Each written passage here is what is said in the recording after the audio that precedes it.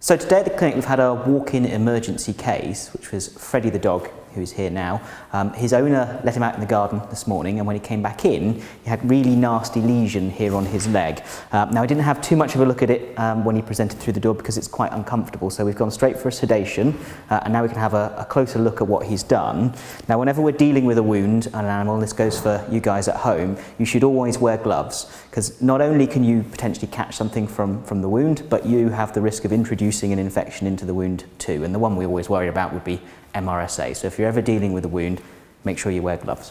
All right, so what we can see here on the leg is quite a large injury, and we worried that perhaps he'd what we call degloved, which is where you remove all the skin from the leg, and that would be a real problem on the leg because there isn't a lot of spare skin. So when you try and suture it back up again, the wound's under a lot of tension. Now he's asleep, what I hope that he's done is actually he's just really got a nasty graze that runs along most of his arm here, where he's just taken all the hair off, but the skin itself is intact. And when I clip all this up, we should be able to see that. But he's also obviously got this nasty wound down at the bottom, which is going to need cleaning and mending. But we're going to go and get on and clip and clean this now and have a better look. So we've clipped and cleaned the wound now. We've used a special scrub solution that's different to what we would usually use for an operation because of the open wound that's here.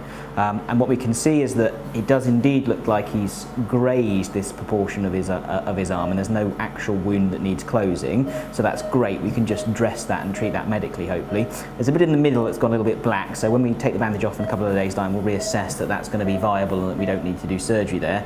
But obviously we still need to stitch up this nasty area down at the bottom here. So I finished suturing up the open portion of the wound. We've closed up the muscle and tendon layer and also the skin layer on top. We used a special kind of suture material that we use in infected wounds. And now Katie's going to dress the rest of the wound with a bandage and some cream designed for burns and scalds.